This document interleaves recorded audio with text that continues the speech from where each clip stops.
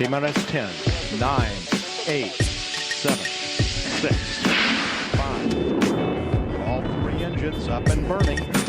2, 1, 0, and liftoff. Hello and welcome to the Citizens of Tech podcast, a show about science and technology of the past, present, and future. We also discuss gaming, astronomy, renewable energy, automotive tech, and anything else that may have caught our eye in recent days. Today on the show, we have trivia about Douglas Adams, streaming music services compared, new lithium battery tech, cords being cut all over the place, orbital angular momentum, the end of the world, and AMD's new CPU tech. All this and more awaits you, fair citizens, so buckle up and get ready for a nerdy romp through the articles that struck us this week. Also, don't forget that you can help support the show via patreon.com, our Amazon affiliate link on the citizensoftech.com website, or just plain sharing the show with your friends via social media or in MeetSpace. But enough about that. On with today's show. So we're going to start the show with things you maybe didn't know about Douglas Adams. Douglas Adams, most of us know and love, is the famous author of The Hitchhiker's Guide to the Galaxy. And today we chose to tell you some things that we didn't know about him, and maybe you didn't either. And a lot of these are direct quotes coming from a couple of links, famousauthors.org and csmonitor.com. And if you want to see exactly the articles we got these facts from, you can hit the show notes at citizensoftech.com and click through. So first up, Douglas Adams' middle name was Noel. He was a keen science buff, and Adams took a delight in his initials being DNA. The year after he was born, in 1953 in Cambridge, England, researchers at the University of Cambridge discovered the structure of the DNA molecule. Pretty cool. All right, Adams also once wrote that his absolute favorite piece of information is, quote, the fact that young sloths are so inept that they frequently grab their own arms and legs instead of tree limbs and fall out of trees, which is really awesome. So Douglas Adams, he attended Brentwood School in Essex from 1959 to 1970, and that is where his interest shifted from science to the arts, thanks to an encouraging teacher excited about his writing. So for those of us who think of him as a writer, thank you to that teacher. Before becoming a successful writer, Adams worked many odd jobs, including stints as a chicken shed cleaner and as a bodyguard to a wealthy Qatari family. Douglas Adams also wrote for Monty Python's Flying Circus, although his writing at that time was not well aligned to the show, believe it or not, and thus he did not get that far. And of course, the book maybe most of us know him for, The Hitchhiker's Guide to the Galaxy. That was his most popular book. It was made into a television series, a record, as in a record album, you know, a black vinyl spinny thing with the needle, a computer game, and into stage plays. And it was also a BBC radio drama, which I actually have a copy of. It goes back to 1979. I think it was in 13 parts, and it's sitting around in my audio archive somewhere. And it's brilliant. It is absolutely huge entertainment if you can find it on the internet somewhere. Another fact here, in 1979, The Hitchhiker's Guide became the only radio show ever to be nominated for a Hugo Award, one of the most prestigious science fiction awards. It lost out to the movie Superman in the category Best Dramatic Presentation. Also in 1979, Adams became the script editor for the television series Doctor Who, for which he wrote 3 episodes. He wrote the screenplay for a Doctor Who movie titled Doctor Who and the Cricket Men, only it's not spelled cricket, it's spelled cricket with a lot of Ks. Cricket Men. It never got off the ground, but the plot later became the basis for his novel Life, the Universe, and Everything. Adams was a very early adopter of email, having his own email address as early as 1983. Best I can say is 1993, so he had me beat by 10 years. Adams was friends with Pink Floyd guitarist David Gilmour and came up with the title of the band's 1994 album, The Division Bell. And last fact here about Douglas Adams, 2 weeks after Adams died in 2001, his fans organized an annual holiday to celebrate his life and work. Towel Day is celebrated every May 25th. There you go. Things you maybe didn't know about Douglas Adams. And on to some more serious things. Deadly serious things, Eric. Eric, you said to me that you have canceled your Spotify premium subscription, and I'm greatly upset by this. Tell me why. I'm sorry, Ethan. Please don't hit me anymore. Well, so I'm a Spotify fan. I am hugely a Spotify fan. Have been since it came out because it was everything that, for me, that Pandora was not. Yep. Pandora was pick a genre, give a thumbs up or thumbs down to some songs, and we'll stream things that we think you'll like based on how you've seeded us. No, I want albums. I want to play albums. That is what I want. Yeah. And that is what Spotify gave me. And then for $10 a month, they gave it to me commercial free. And although I don't have every album that was ever made in the world, wow, I have more than I can handle in every genre imaginable. I love Spotify. It is amazing. And for you to have canceled premium, I don't even know who you are. Explain yourself, sir. I still use Spotify, but I don't use it in the same way anymore, basically. I do not really use the mobile application, which is huge for me, Right. because for two reasons. One is I travel. I'm on a plane, and so I want the offline service, which premium gives me. I don't, unless they've changed something, I don't get that with just the regular service. Correct. The free tier. Yep. And so I'm willing to pay because that gives me 3,333 songs, tracks that I can sync to my phone, which, as it turns out, is enough to get me from the East Coast to the West Coast and back. Just barely, right? Yeah. And I also use it in the car, right? Because I have a CarPlay head unit now, and I don't want to stream off the towers, so I use offline albums. So that is a big deal to me. So if that's not a big deal to you, I guess I get that part. You know, it's not a big deal only for the reason that I actually have Google Play Music now. And between what I already owned and uploaded to Google Play and then what I can access through Google Play and download offline, play offline, not stream over, my cell connection, it's more than sufficient for me. So it's not just that you've left Spotify, you've gone to another lover. I've found another. Oh. So Google Play, to me, was really late to the party, and I already had Spotify and was very happy with it, so I haven't really looked into Google Play that seriously. My early exposure to the interface was, it's hideous. Oh, it's still terrible.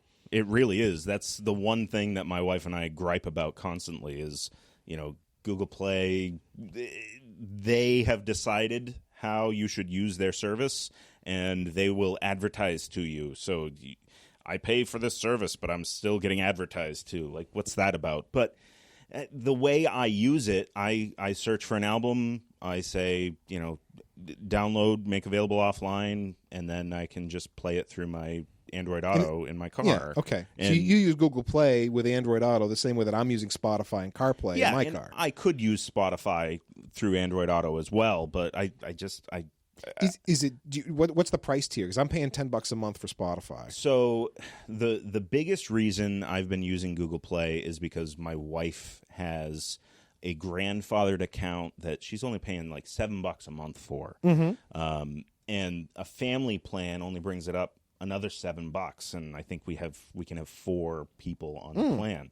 So as a family plan, it works really nicely. I think it's less than $15 for. So you reminded me that is what I'm doing for Spotify now. I have a family plan that's $15 a month for at least 4 of us. Yeah, are covered by that. Anyway, yeah. But where she already had the grandfathered account, to have $10 extra for Spotify on top of it when we already had, it was just one of those, for a few bucks less, I could just learn to use Google Play, and I mostly have. So I don't know how much you've spent time going through the catalog of Google Play, but generally speaking, is everything there that you're looking for? Generally speaking. I mean, there are some bands that just are not in any catalog anywhere, right? You're not going to find Tool in Google Play. Because they don't want their music out there. Right. And you're really into Madagascar handbell pygmy music. Pretty much. Yeah, and that's toff to find. It's just super hard. I have to go to Napster for that.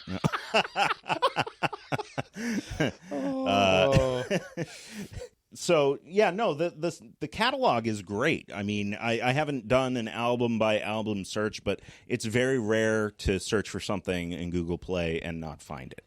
It's very much like Spotify. Generally speaking, you can find the album you want to listen to. Because those contracts are negotiated with the record companies, and so you get, as I understand it, Spotify is getting big swaths of catalog because they're not negotiating for individual pieces or even the works of a particular artist. They're going to a label. If they're going to a label and say, I want all the things. And Well, plus, if you think about it from a label's perspective, let's look at this from the Citizens of Tech viewpoint, right?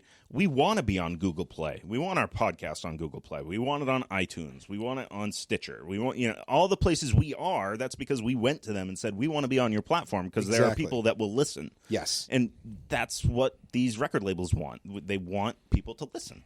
So it only makes sense to make it available on, Amazon Prime Music, Google Play, Spotify, everything, Apple Music and all that. So, yeah, largely speaking. And even some of the big artists that initially didn't release a new album on streaming have relented and done that. I think Taylor Swift did that with her album. Maybe so. I'm not sure. Because initially it was like, oh, no, not on streaming. And then I'm not up on the Tay-Tay. Or maybe so. Kanye West did the same thing. Again, yeah, these aren't artists I follow that closely, but that rings a bell as news that no streaming because whatever. Money, probably. Yeah. And then they said, yeah, we're totally gonna because you do make some money. The more places you are, the more money you go. It's basically free marketing. So it is what it is. But yeah, and so this isn't. We're not really talking about the issue of whether or not the artists are being properly compensated for their work, because that's a very different discussion. But still, yeah.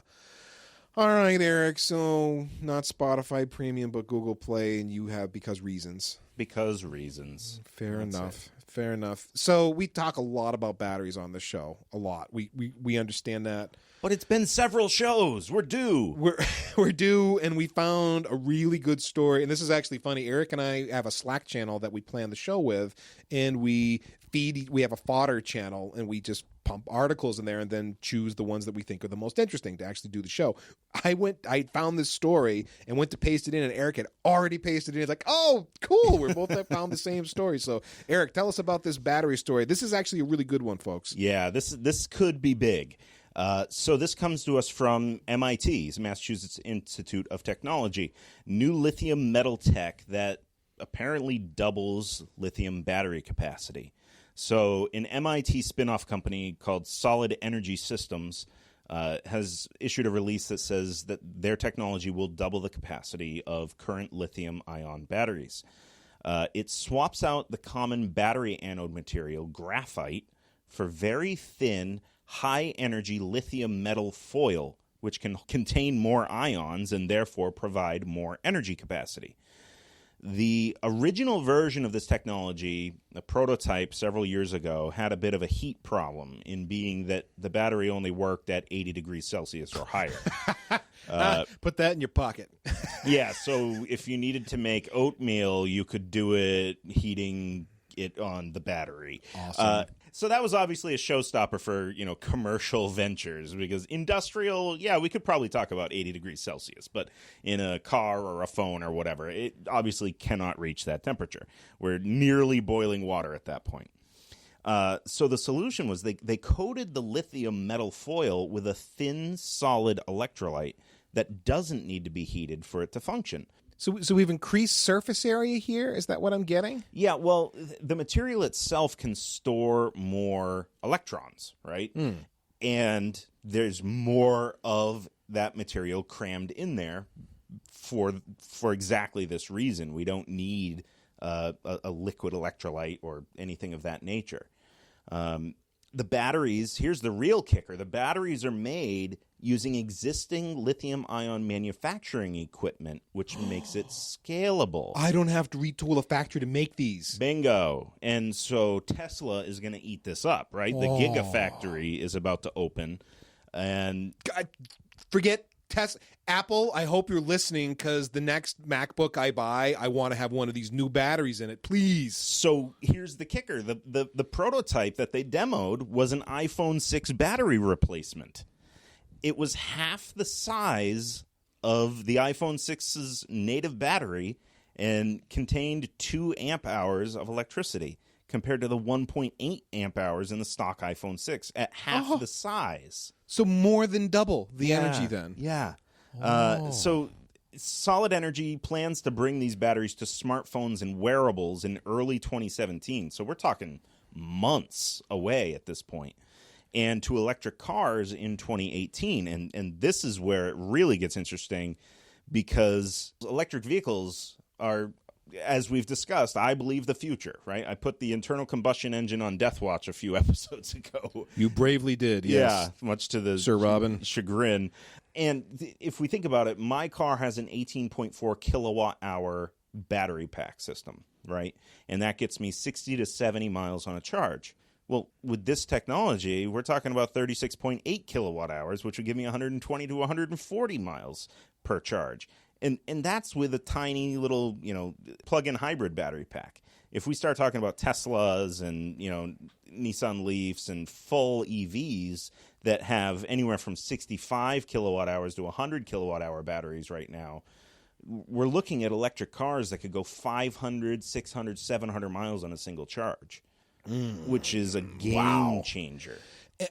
Do we know how long the charge time is? Are the charge times any different? I mean, it's all going to be basically limited to today's charging capacity. But in the case of a Tesla supercharger, for instance, you're talking about 480 volts at 30 amps. You're charging at, So you still got to pump the same amount of electron. You got to pump twice the electrons back into the battery, into that same form factor. So maybe charge time would be longer, we're saying? It absolutely will at this point. But the benefit is, for electric vehicles, as you said, game changer. Now I can go 400, 500 plus miles on a charge. Think about this, right? You have a full charge on your car. What's the average American commute? It's under 50 miles. So 5 days a week, 50 miles round trip is more than the average American's commute, right? So 250 miles, call it 300. If you get 500 on a charge, you can plug in for an hour here and an hour there and an hour here. And then over the weekend you're charging, and you're never going to be out of range. No, and you end up being able to treat that vehicle like you treated it when you were driving around before. I mean, you wouldn't want to get too low just because of the hours. But just, again, like you said, an hour here, an hour there gets you down the road a substantial way. Right. You don't have to fill the capacity every time. And ultimately, with wireless charging coming, I also see the potential for, okay, I'm going to park at the restaurant, and while I'm in there, it's going to wirelessly charge because I'm over this charging point. Right. And it just gets billed to my credit card or however, the integration of that would be, so that no matter where you go, you're charging all the time.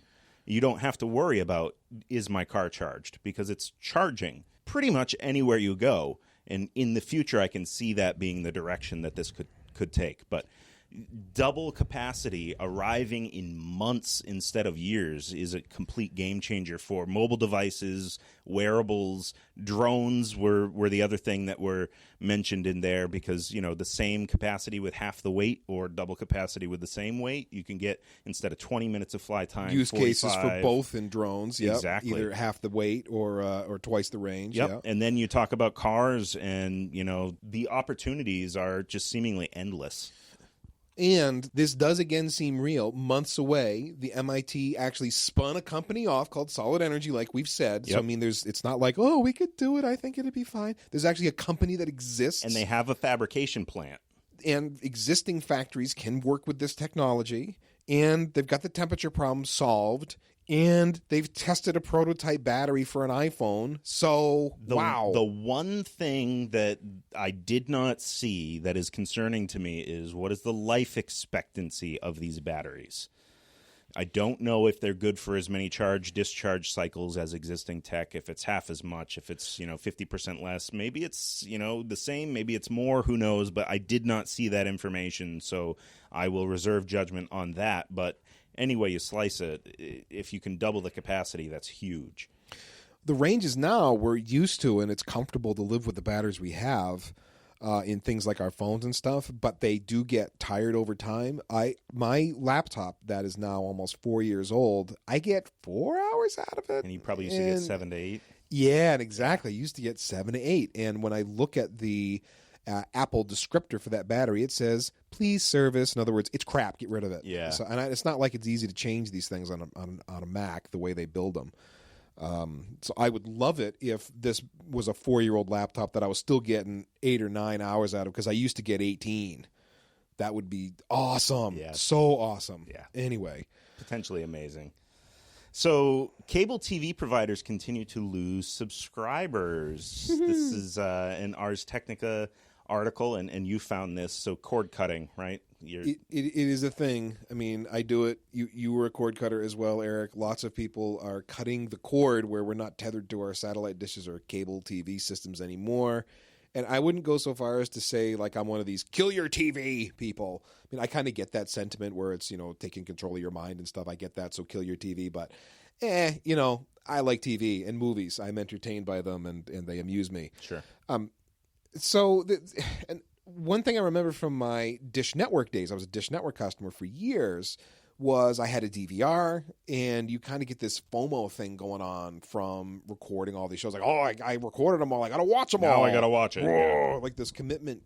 It's sort of a weird subliminal thing where it was hard. Particularly I'm wasting money if I don't watch it. If there was a series I was invested in especially, I really wanted to make sure I saw everything. But as the years went on and more channels came up, I don't know if you experienced this, Eric, but it was kind of like, there's nothing I really care about. There's nothing I want to watch. Most of this is crap. That was the big thing. We had Dish for a couple of years. We went, I think, 8 or 9 years without cable, and then we got a really good offer from Dish, and we were like, oh yeah, why not? $40 a month or whatever, free DVR and all this, and we did it. And then at the end of the contract, the price was about to go up, and we're looking at our DVR going, it's always full and we never watch any of this, so why would we continue? So yeah, we scrapped it. The same thing kind of happened to us, just frustration with all these different packages. I actually went bonkers and went like premium tiers, get all the channels. Surely there'll be things we desperately want to watch, and it just wasn't happening. And 700 channels and nothing's on. Yeah, exactly. I mean, it's just I gave up. I cut the cord. I don't really miss TV, especially because what I replaced it with was a Roku 3, and I just consume whatever. I'm an Amazon Prime customer. They've got a big video library. I watch whatever they offer me. There's a PBS channel that's free. Yep. I watch whatever they offer me. That's fine. There's a Smithsonian channel that has kind of gotten sucky with the streaming lately, where of all the channels that has smooth streaming, Smithsonian's not one of them. So I'm watching some special on the Aerial America series or something, and it's just like keeps crapping out, buffering. I don't know why it's Smithsonian. Scaling down quality.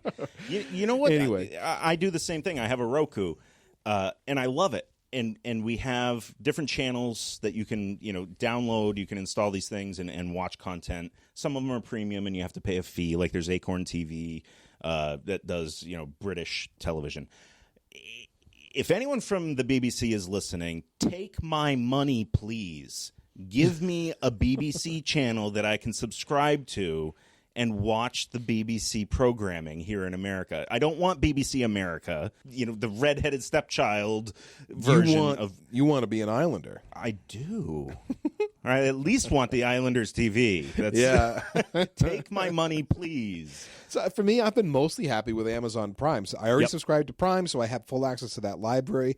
Not all the content is there all the time because depending on what month it is, it comes to the end of the month. Oh, they're going to pull, some set of movies they had a contract for to be in the library is gone now. Now you can't watch it. You can rent it, but you probably can't stream it for free as a part of your Prime account. Or it was free, now you have to pay for it. Yeah. That's fine, because I don't really care that much. Oh, I was going to watch that movie and now I'm not. Now I'm not. Yeah, exactly. Whatever, that's fine.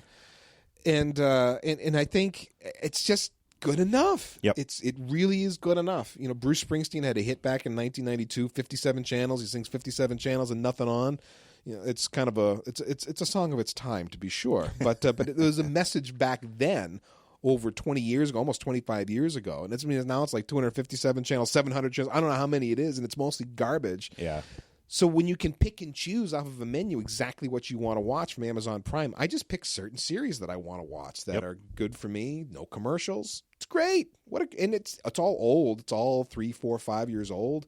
Some of it's more. I don't feel like I'm missing anything, It's all high def. It's all widescreen. It's not like I'm watching I Love Lucy reruns. You know what I mean? Not that there's anything wrong with that. And you can find a lot of that kind of content, too, if you like that. And the thing is, if there is a series that you are interested in, you can watch it at release time if you just want to pay for it, right? You can buy a series, too, whether that's through iTunes or Amazon or whatever.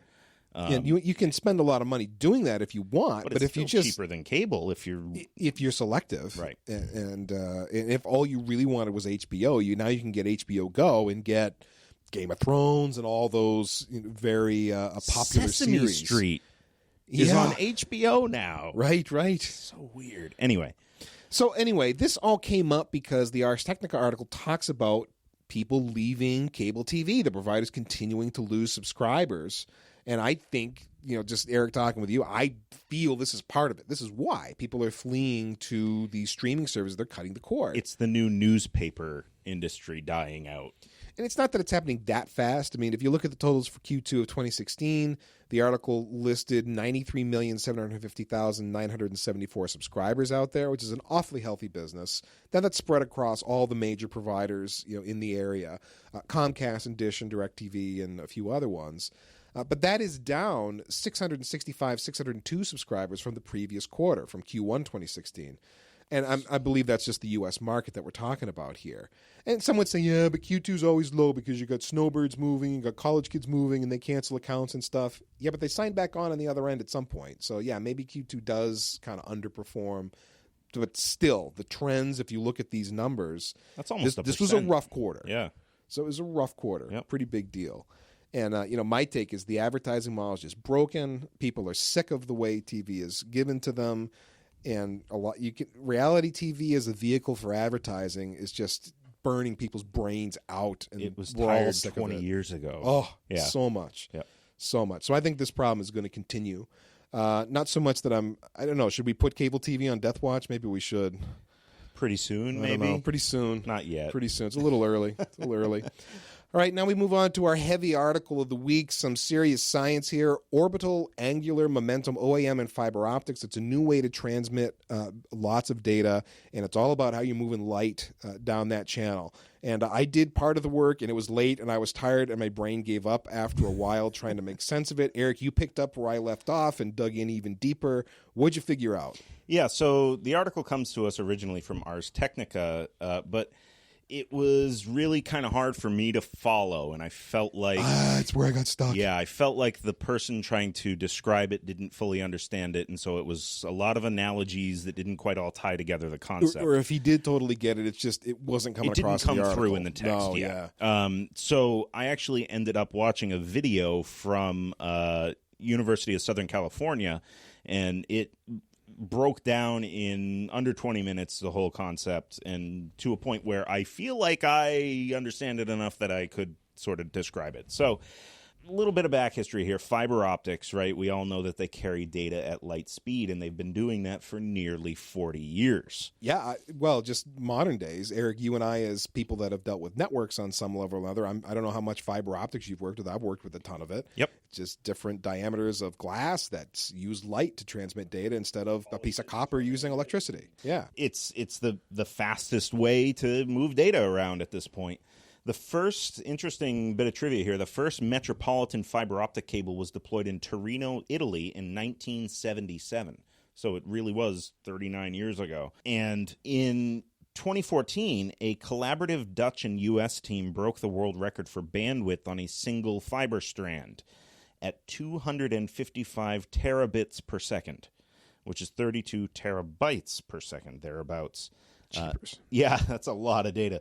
They used multi-core, multi-mode fiber to achieve this. So they were getting 5.1 terabits per second per carrier signal, and they were squeezing 50 carrier signals into this multi-core fiber. Oh, okay. So again, a single strand of fiber, with multiple cores. Yeah, I got it. Okay. And then, they're multiplexing, and so that's some serious bandwidth. That's like the total bandwidth of the internet at peak hours kind of bandwidth. And I'm guessing not mainstream because too difficult to standardize. It's exotic. It's hard to standardize. Yeah. Exactly. So where do we go from here? And that's where we get into orbital angular momentum.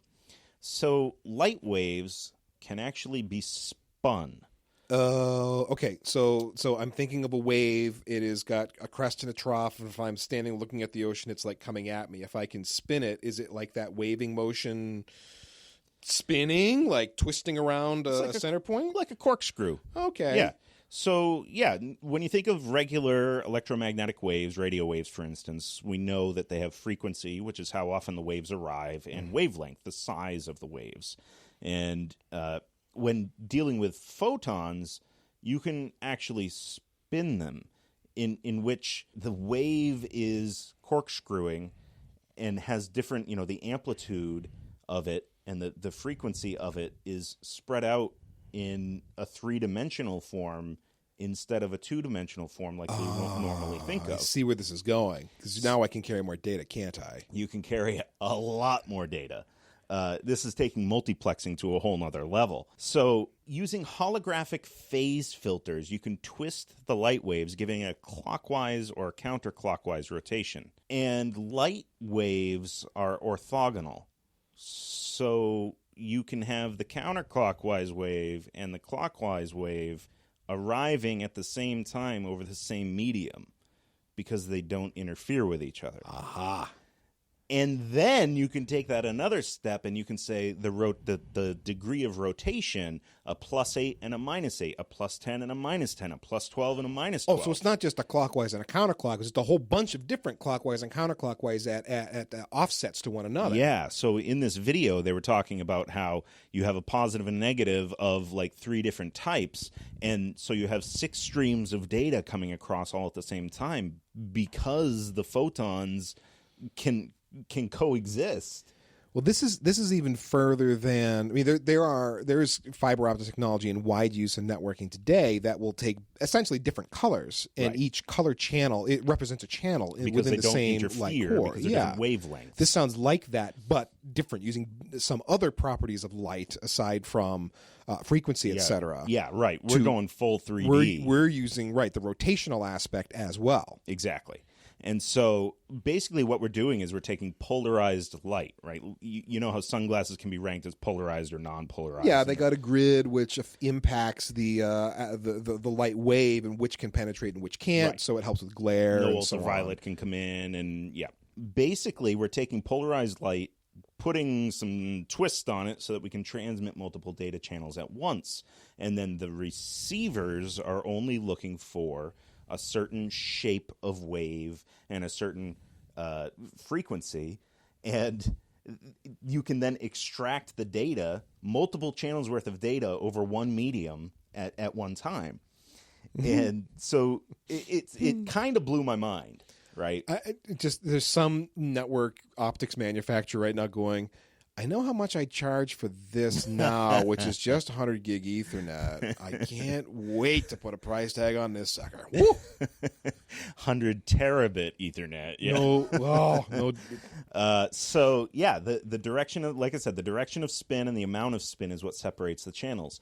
And so, massive amounts of data per second. The problem here is that standard fiber optics just aren't going to cut it. As in the kind of cables we use today? Exactly. The medium is the actual problem right now. And the solution is air.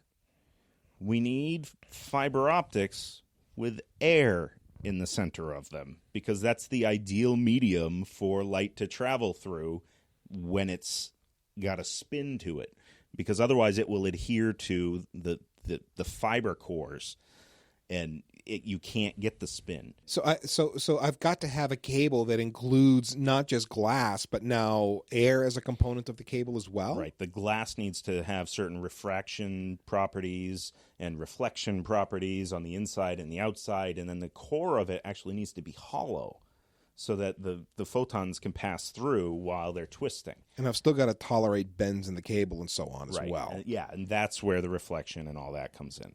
But the manufacturing process for this is not very advanced at this point. It doesn't exist, does it? It kind of does, kind of doesn't. Basically, the proof of concept is being broadcast without the actual cable at this point. They're just shining light and putting it through a holographic transformer, and there's no freaking cable. There's no cable at this point. Oh, gosh. Because moisture is the big enemy now. The air inside the fiber must be completely water-free. Of course, because that's just going to refract the light and screw things up You're badly. Get attenuation inside the cable itself. So producing that is going to be extremely difficult. Right now, there's basically a 6-kilometer practical limit at this point. Ah, Which, dude, you took me down this happy road, and I was like, "This is amazing," and now you're just letting me down. dashed your hopes on the rocks. I need magic cables that don't exist and we don't know how to make. I can only go 6 kilometers instead of hundreds of kilometers like I could today. Exactly. You're killing me with this. But, I mean, just the fact that we can take light and twist it and send multiple channels of data along the same medium, just it blows my mind. And we will adapt and overcome. You know there's going to be a practical application to this. And maybe it isn't in the, machine to machine with a cable kind of way. It may as you just said, be the proof long of haul, concept is, yeah.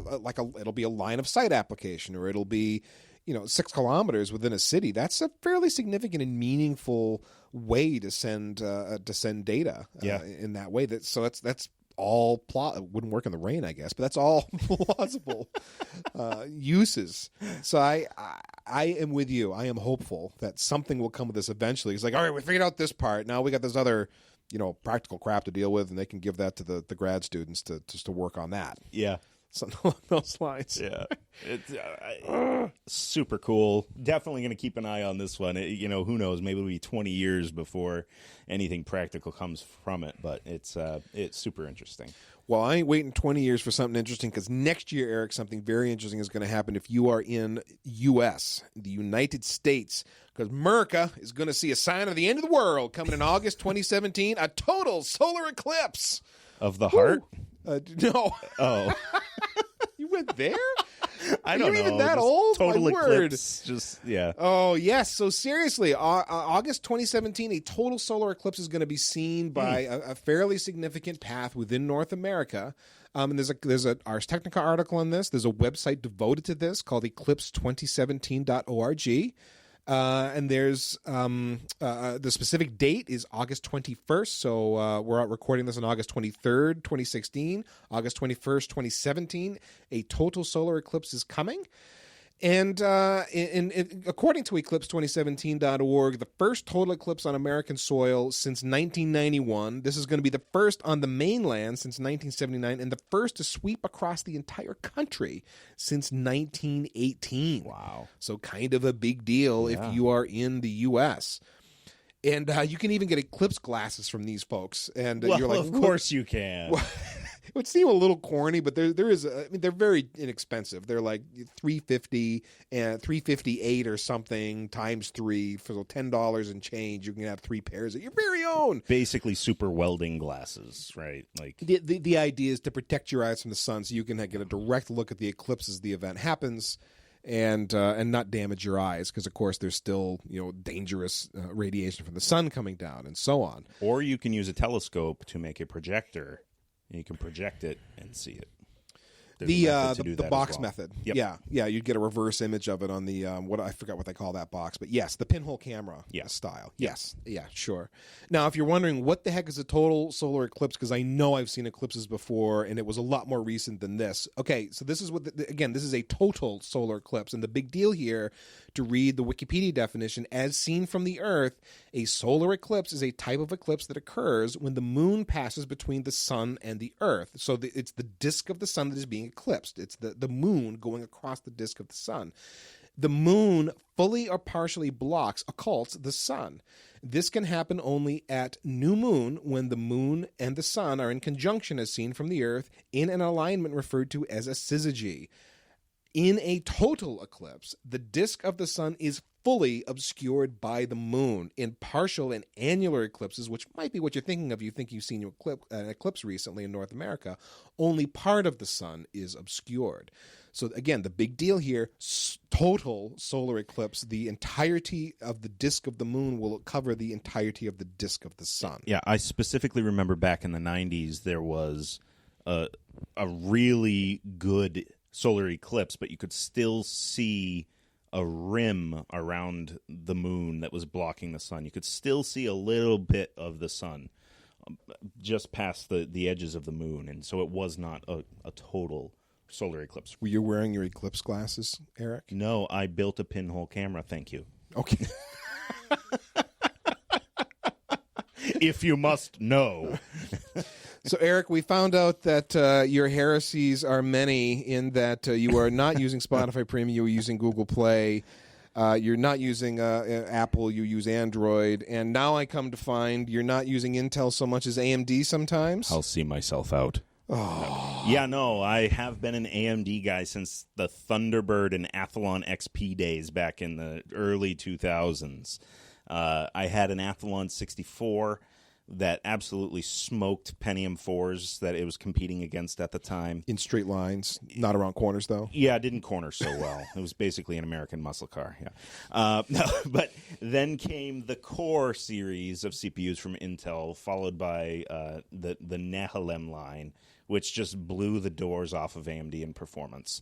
And to be honest, I kind of had forgotten about AMD since roughly that point, because my recollection was AMD made a lot of hot processors, and you could get them for a bargain price, and just about anything ran on them without a problem. So there was a really good case to be made, and they sort of fell off the map, and I stopped paying attention. Yeah, a couple of things happened. Intel came out and had an absolutely amazing CPU line back when the Core series first debuted, the Core Solo, Core Duo, and then on to the i3, i5, i7. The efficiency and the low power draw of that chipset was just, it was groundbreaking. Add to that the fact that Intel has the universally accepted best compiler for x86 instruction sets, because Intel made the x86. Because Intel, yes, right. So what they actually did, and this has actually been proven, they used that to their advantage to cripple AMD processors in various benchmarking applications. So if the benchmarking application was compiled using the Intel compiler, it would run like garbage on AMD processors. Which is actually known in benchmarking across the industry of whatever it is, whether you're benchmarking a CPU, a network appliance, a storage appliance. Throughput numbers are jiggered by tests that happen to work best on that particular platform. Correct. It has to do with the test being good, not that the test is representative of what your real-life performance might be. Actual use, right? Yeah. But it did enough damage that people went, oh, wow, look at these benchmarks. Wow, Intel's way faster at X, Y, and Z, when they really weren't in real-world situations as superior. Yes, they were superior, but they weren't, blowing the doors off in every case. And that really hurt AMD's credibility in the performance sector. Intel ended up having to make a settlement and pay AMD X $100 million or whatever. But the damage was already done. But if we add to that the fact that AMD's bulldozer architecture of 2012 just didn't work that well. I know, I have one. It's 8 cores, but lousy single-threaded performance, which most of the applications, especially if you're gaming out there, use single-threaded performance. Not multi-thread. Yep. Yeah. I mean, multi-threaded. So you got 8 cores and you're using 1. Yeah, generally speaking. I mean, and it's not one that you're particularly pleased with either. Right, because it's not very efficient per cycle. So if I'm multitasking, it's great. But, when it comes to gaming or, rendering video or encrypting, anything that's really single-thread CPU intensive, an Intel processor that is spec'd far lower than mine is usually much faster. You said bulldozer goes back to 2012. This is 2016, so... That's where the real point of this story comes in.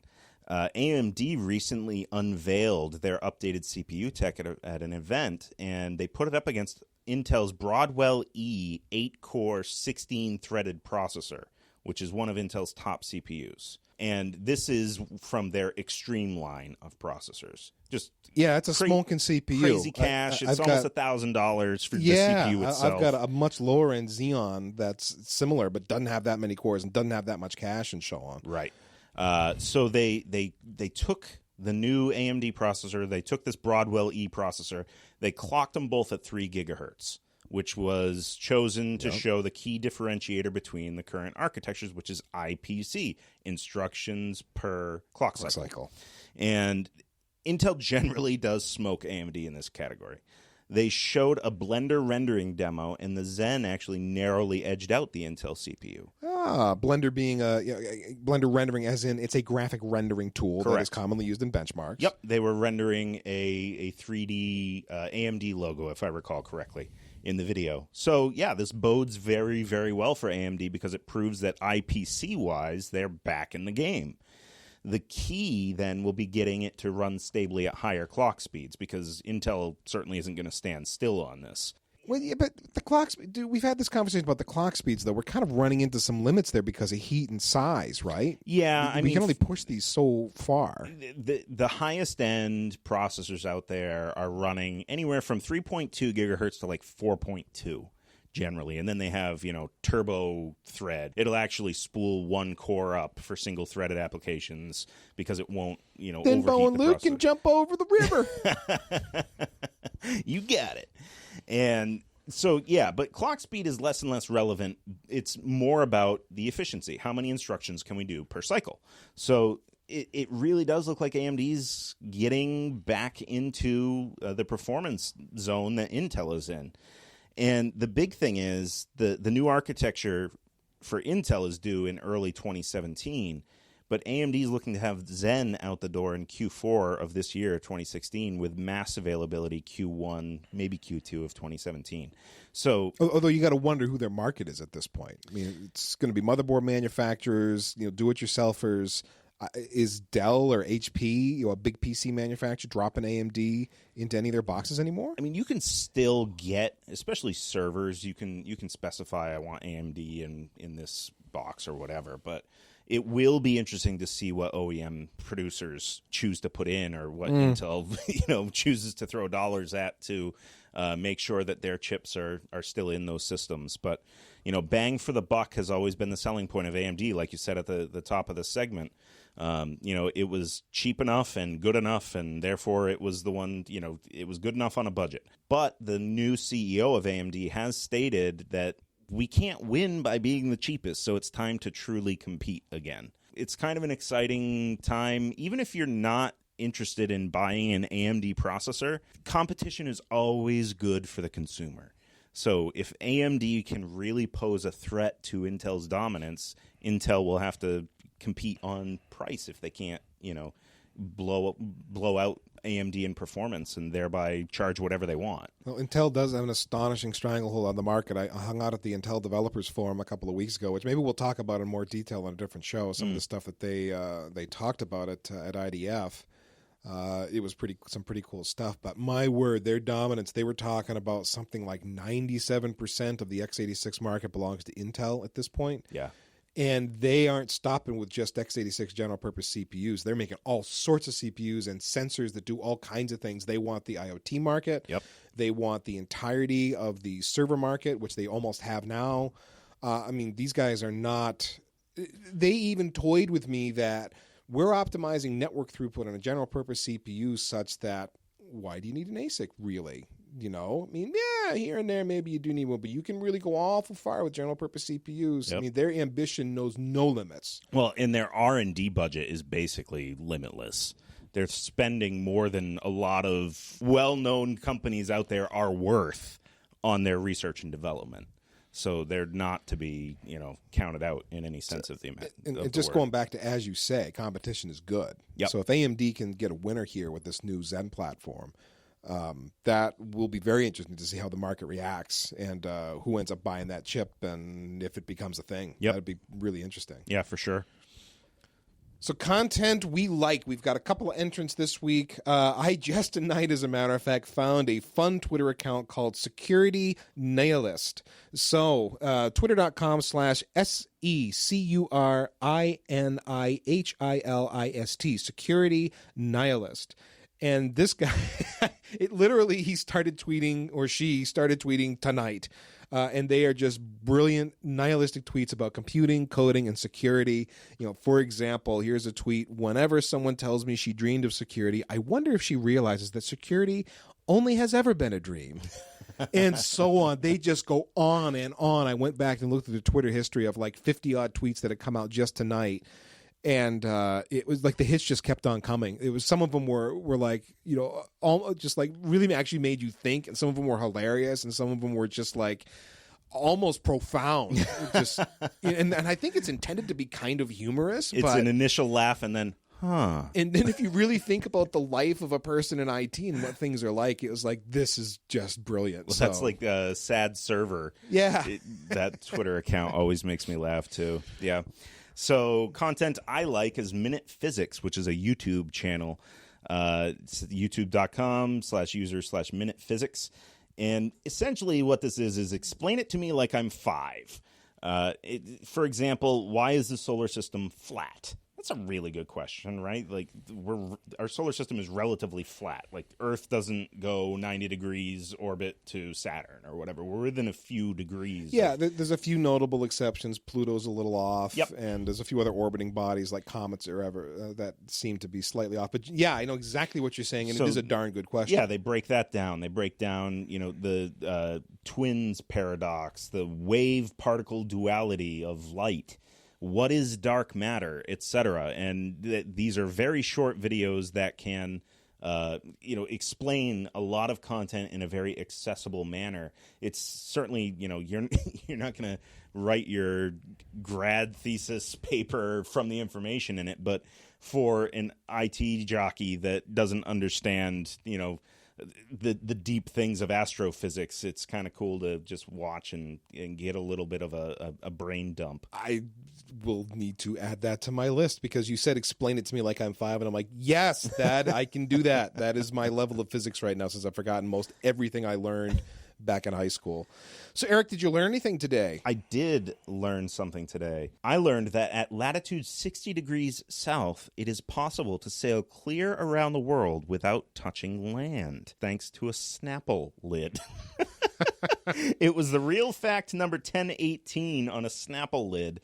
It was found inside a Snapple bottle cap from a drink purchased at the airport. Yeah, I'd seen that and I took a picture of it. This was pretty cool stuff. And, and this is actually true. You actually can sail around the world at latitude 63 south. I saw you on Google Earth earlier. Going around, zoomed in. I printed the grid and then looked at 60 degrees, and I actually went all the way around the Earth, zoomed in fairly tight on Google Earth to be like, really, you can do that? You totally can do that. The closest points of land are between Antarctica and South America. And you ain't close. That's a big ocean. Like several degrees of difference? Or? Many, yes. Yeah. Between 60 degrees south and north and south. So, thanks, Snapple. So, did you learn anything today? I learned that there is a trio of Star Wars Aftermath books that are meant to fill the gap between Teddy Bear Slaughter and Rey hunting for useful scraps in dead Star Destroyers. In other words, Movie 6 and Movie 7. Yep. And these books are supposed to be canonical, if I understand correctly. I think they were commissioned by Disney, something along those lines. And I'm reading the first one right now, simply titled Aftermath, and it's about the war not being over just because the second Death Star was blown up. The second Aftermath book is called Life Debt. That was released just recently here in July 2016, and I have not read that one yet. The third one is going to be out in February 2017. That will be called Empire's End. If that interests you because you're a Star Wars nerd, then search Amazon for Star Wars Aftermath by author Chuck Wendig. Very cool. Well, you've done it again. Another perfectly good hour of your life is gone. We're glad you decided to spend it with us and hope that you'll do it again soon. And as this episode of Citizens of Tech draws to a close, we want to remind you that wherever you go, for whatever reason, make sure you remember your towel.